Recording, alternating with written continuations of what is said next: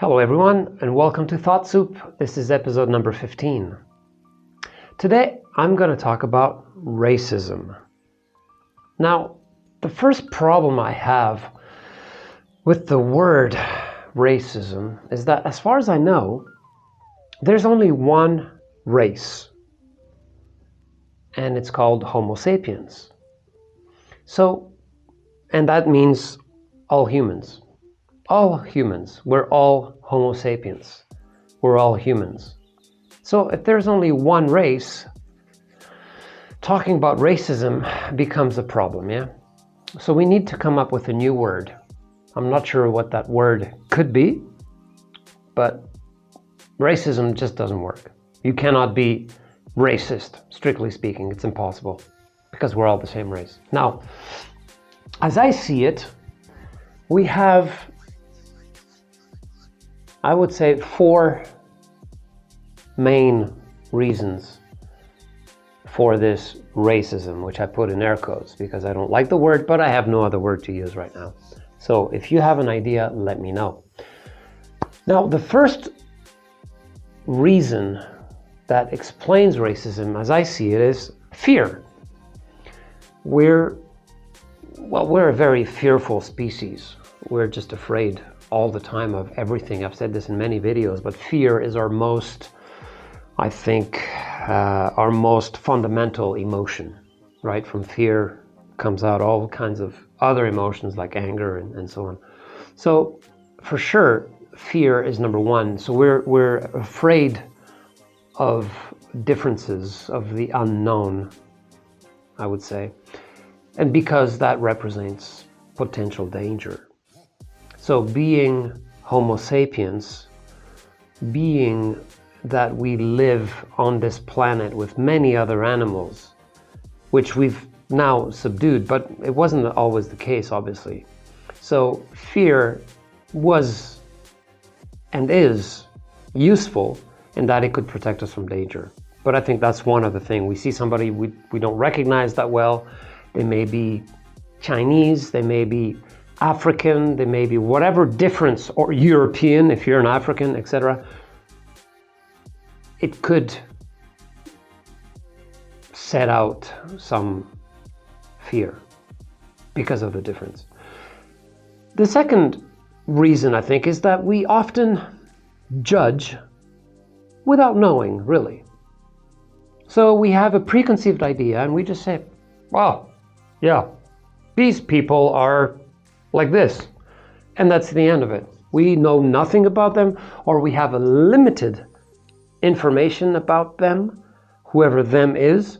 And from that, we just go broad stroke and they're like this, they're like that. So that's the second one. We judge really, really harshly and very quickly as a species. So that's not so good. The third reason I see is that, and this is common to all humans, we always think we're the best. Don't we? You're thinking at home, well, of course, we're the best. I'm thinking, we're the best. And they're thinking, we're the best. Well, somebody's got it wrong. Not everybody can be the best. So that's another reason why there's this racism, is that we always think we're the best compared to anyone else, and especially if somebody's like different and we're afraid of them and we judge them, and so then of course we feel superior. That's another reason for it. And the last one I have is probably, I would put it under the travel category. Humans we never used to travel this much. We just never did. At least recorded history. I'm talking here a few hundred years back. There were explorers, of course, who would go all the way to the Indies and across the oceans, but the majority of people just didn't move. It was quite a trip just to go to the next village. It was also very dangerous. So the fact that we didn't travel so much made it that when we did see somebody that was so different, all these other factors kicked in. So what could be some solutions to this? I think modern travel can help in the sense that now en masse we travel, right? And en masse, obviously, then we're confronted with diversity. We can go to Sri Lanka and see different people, different customs. We can go to China, we can go to America, we can go to Africa, Europe, South America. We can go basically anywhere in the world. And so that makes us a little bit more familiar with whoever we're going to encounter.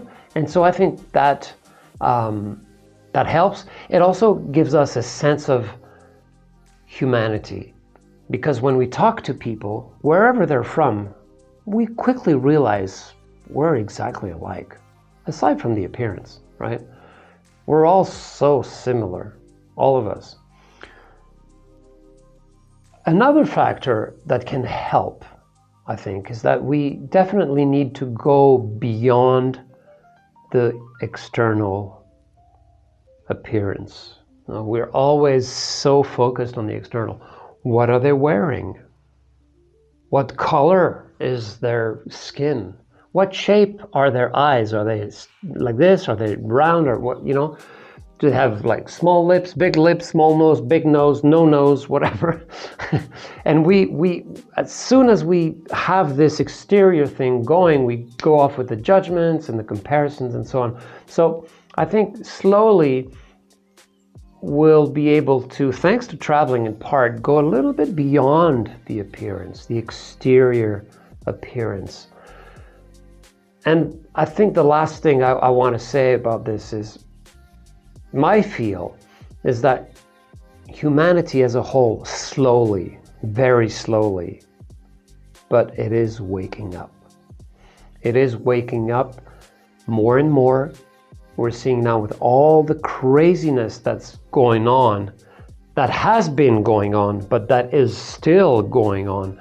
I think what's happening is that the powers that be did not plan on humanity kind of waking up. And I'll leave this at a very general level. But if we just stick it to racism, I think we're waking up in with all these possibilities of traveling and so on, and internet. We're able to realize now that we're all actually the same. Biologically, we're identical. And there's no doubts about that. So we're slowly realizing, I think, that we're all brothers and sisters of the Homo sapiens race, which is one race. Not many races. There's a lot of ethnicities, but there's only one race. And we're starting to realize this. And that's a positive thing, in my opinion. So that's all I've got for racism today. I hope this sheds some light, although I'm not sure a lot of light needed to be shedded on this, but I thought it was important because racism is always one of those things that we use in our media communications, and I'm talking about mass media here, and all kinds of political BS. They always like to pop in that word, with the racism and Black Lives Matter and all that. It's all BS. We are all one race. There is no doubt about that. So that's it for today. Hope you enjoyed the video. Next week I'll be talking about royalty. Not royalties in terms of how much money am I going to make from the song I wrote, but royalty as in the royal families. Is royalty a good thing? We'll explore it next week. We'll see you then. Thanks for tuning in. Be well. Bye-bye.